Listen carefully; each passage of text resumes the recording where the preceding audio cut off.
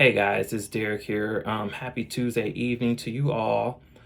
This video that I'm going to record for you all tonight is one that's been highly requested through Twitter.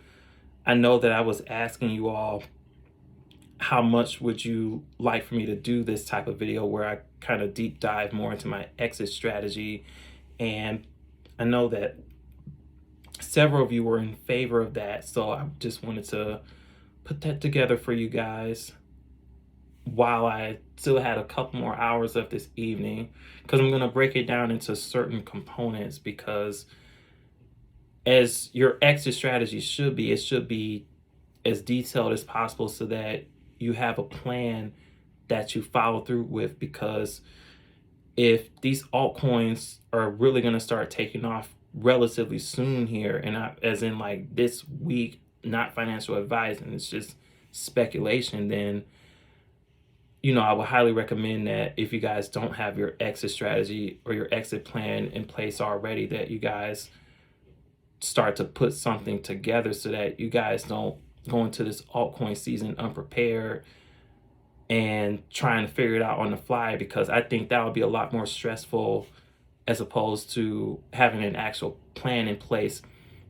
So I'm going to try to go through all this within a 10 to 15 minute time frame so that I can not only post it to YouTube, but I also want to post it on all my other channels as well, so that I can just share this with as many people as I can, just to inform and educate you on how I did my own exit strategy. And don't get me wrong, it's definitely not perfect, but I feel that it's going to be the best strategy for me, knowing that even when we do go into this altcoin season, it's still going to be real-time refinements being made, because even though we may have certain price targets for certain assets, they could very well get exceeded. Like, we should be preparing for just about anything at this point. So I just don't want you guys to be caught off guard, because I know that this is going to be my very first altcoin season that I'll be going through. So it's definitely going to be a wild ride, that's for sure. And what's of the most importance is that you guys are prepared for this. So with that being said, I'm going to go through a few different components of my exit plan, not going like totally in depth, but just kind of like giving you guys a better idea as to like how I'm preparing for this upcoming altcoin season. So I think the first thing that we can tackle real fast is any type of meme coins that you may be holding, because keep in mind, this is a speculative altcoin season that we're talking about. So just about anything and everything has the potential to run up during this altcoin season, whether it be utility coins, meme coins, other types of coins are in the crypto space. Like, nothing's really off the table here. So I just wanted to quickly go over meme coins first, because currently I'm only holding one meme coin, which is SHIB. So I did have a lot more SHIB earlier on, but during the first run up for SHIB, I was smart and I took a lot of profits from SHIB during the previous run up, and I was able to rediversify those into other assets that haven't taken off or seen new all-time highs yet. So I do still hold some SHIB, and I don't currently have an exact price target for SHIB during this next run up. It's just going to be one of those things that I monitor on the fly, and whatever price I feel comfortable at selling at, once it does ramp back up, then that's what I'm going to do. So I'll most likely take whatever's left in SHIB and funnel it over into XLM for the moment, and then just go from there afterwards. So that's really the only thing for meme coins at this point. The second topic that I want to cover is airdrop coins, two in particular, both Solo and XFi, two coins that were recently airdropped to XRP holders. So essentially for those, I'm willing to hold both Solo and XFi long term. They're currently not part of my exit strategy for this speculative altcoin season.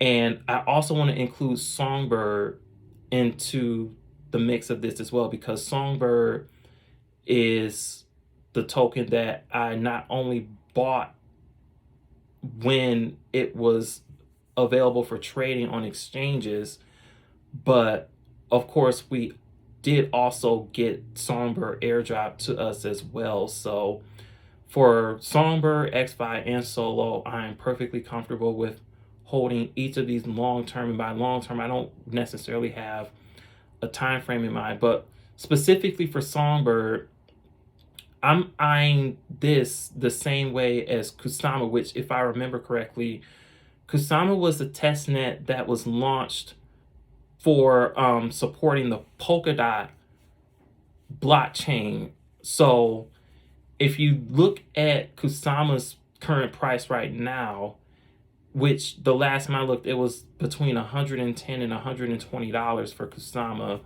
which it was much higher, but you know, with this recent correction, it has come down. But even at a $110 price, if you imagine Songbird being $110, like, we would all be screaming right now, because we've had plenty of time to accumulate Songbird. We still do have time to accumulate Songbird, and then plus we have the portion of Songbird that was airdropped to us as being XRP holders. So that's why I'm willing to hold that for the long term, and that is currently not part of my exit strategy at this time. Like, it'll be part of a different exit strategy for the longer term, and I'm perfectly okay with that.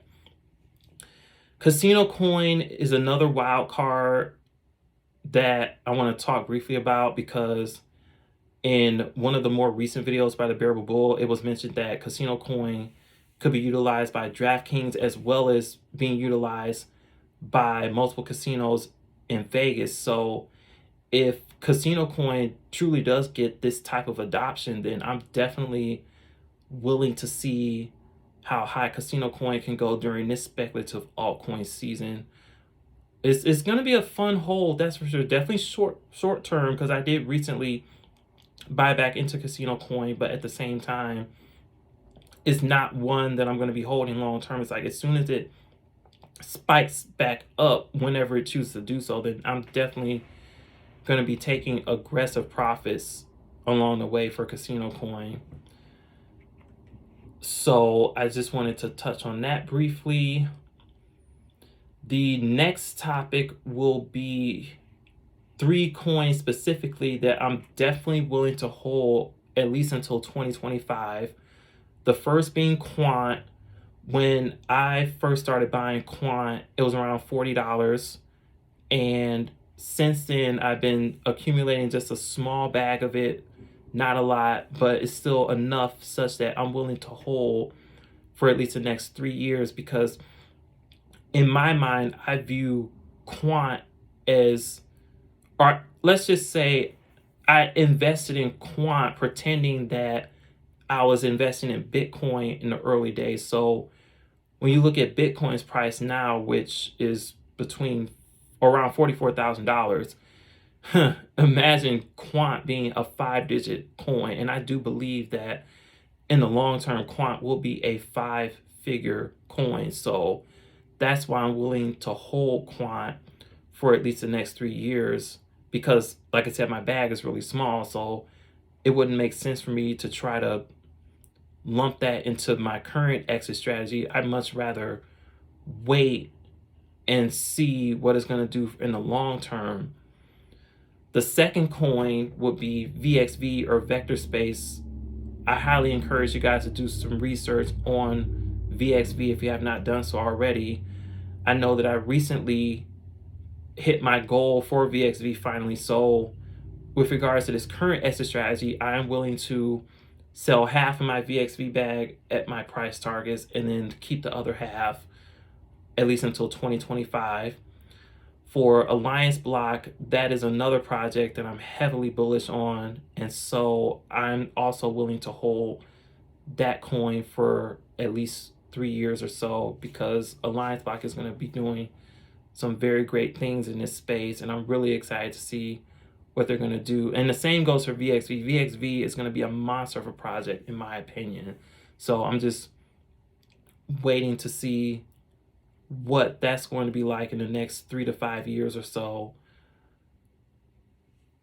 The final topic that I want to cover, of course, are the ISO 20022 compliant cryptos. And we all know what those are: XRP, XLM, IOTA, XDC, and Algorand.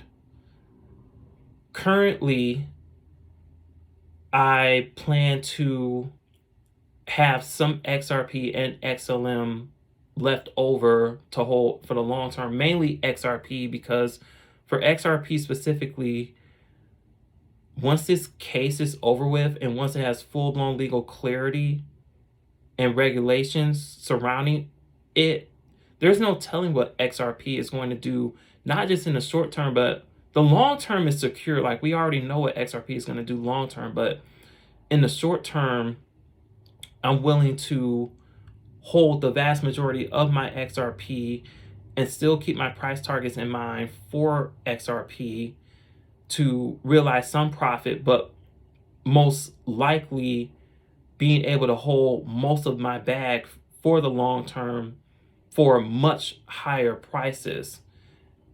And I'm just really concrete on that decision personally, because XRP is just going to be so amazing. And I can even say the same for XLM, because XRP and XLM are going to be accomplishing the same thing. The only difference is that XRP is going to be used by the big financial institutions, whereas XLM is going to be for retail.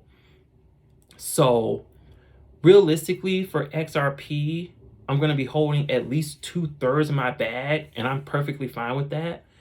For XLM, I'm planning on holding at least half of my bag.